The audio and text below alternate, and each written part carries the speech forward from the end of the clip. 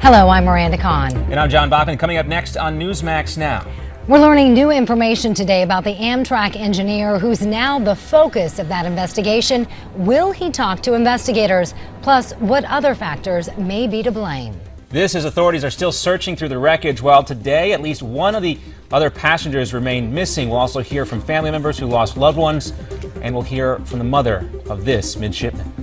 And big surprises today about the ever-expanding presidential field and maybe some new candidates. Will O'Malley, Pataki, and Bolton throw their hats in the ring? Who's in and who's out? Plus, we'll have Newsmax.com managing editor Alina Hernandez along with us. She'll join us in just a few moments. All that and more coming up on Newsmax Now.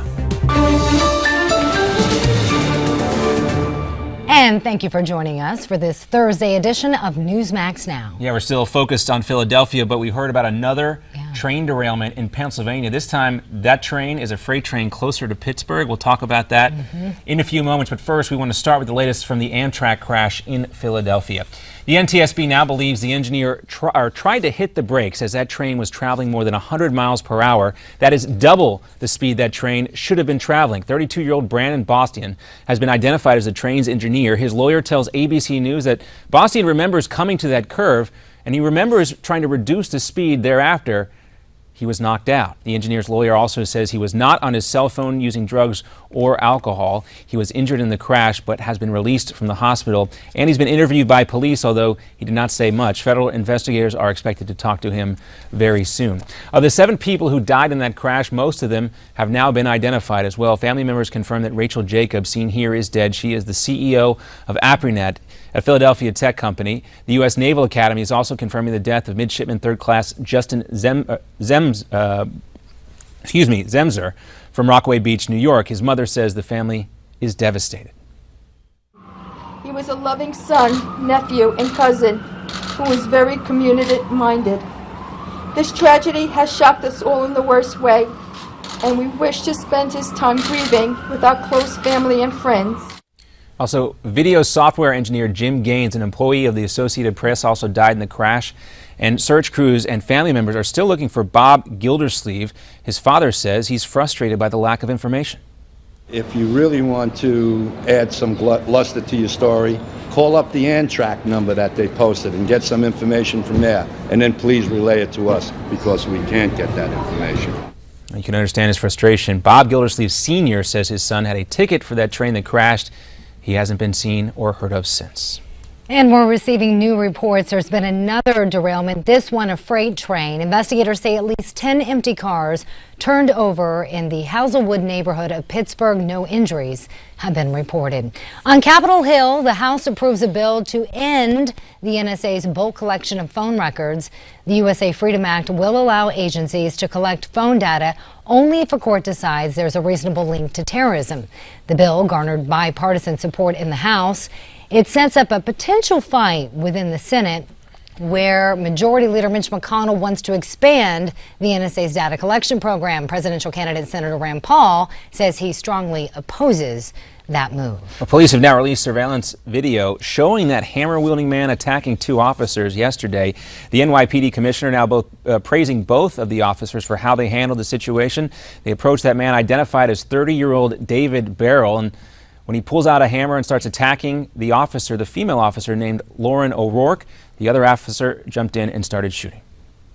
Even as she was being attacked, the officer was on the radio attempting to get help, while her partner, in the space of what we feel was about 3 seconds, made what I believe was the right decision.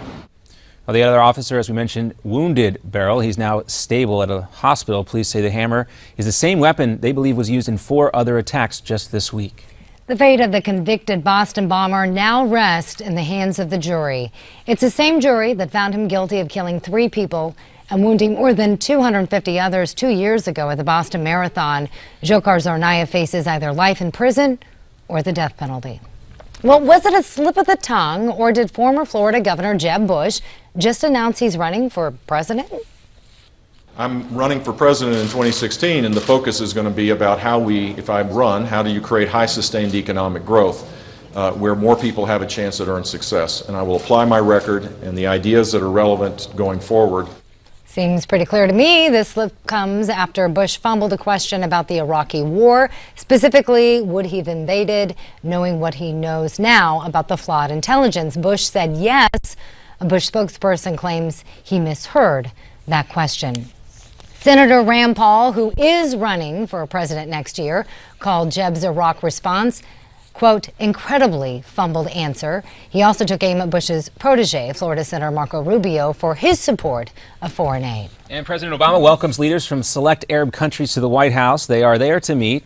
Also going to meet at Camp David. They're there to meet the president over growing fears about the Iranian nuclear deal. They also plan to discuss the fight against ISIS, Saudi Arabia's battle against the Houthi rebels in Yemen, and the fighting in Syria. It was supposed to be a meeting to show solidarity, but the King of Saudi Arabia and the King of Bahrain skipped out on the event. The White House denies that any feelings got hurt.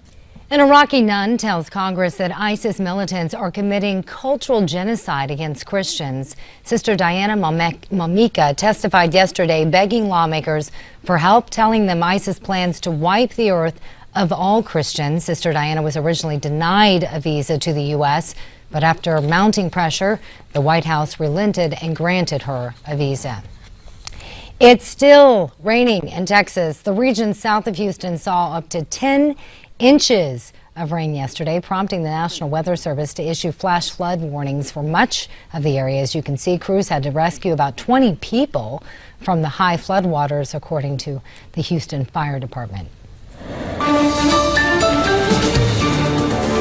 All right, joining us now is Newsmax managing editor Alina Hernandez. And Alina, we're expecting a lot of big news about 2016 today, but also some big surprisers. We just heard about John Bolton saying he is not going to run. We are expecting an announcement from George Pataki as well. But we are expecting some specific information from those two coming up in a couple of weeks, right?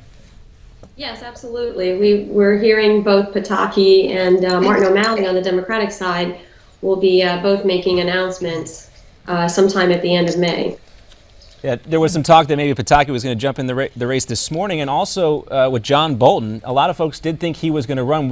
Have you heard any reason why he gave for Bolton's decision not to run in 2016? No, that story is still developing, but it's pretty clear that Bolton made some trips to some of the early voting states. He certainly was looking like a candidate. He's got a couple of super PACs that are they both have his name. But the money simply, I don't think, was there. He's got about $6 million in his coffers, and I think it was just pretty clear that he was a long shot in a very crowded race. Alina, I want to get your thoughts now. Senator Rand Paul was slamming Jeb Bush, as we just mentioned in our news update, over comments he made about the war in Iraq. Senator Paul saying we're a lot worse off with Saddam Hussein gone in Iraq. Take a listen. We want to get your reaction. We seem to have a recurring question in the Middle East whether or not it's a good idea to topple secular strongmen or secular dictators, and what happens after that. Hillary Clinton's war in Libya was the same kind of scenario. We toppled Gaddafi, a secular dictator, but we got chaos and the rise of radical Islam, and I think we're more threatened now.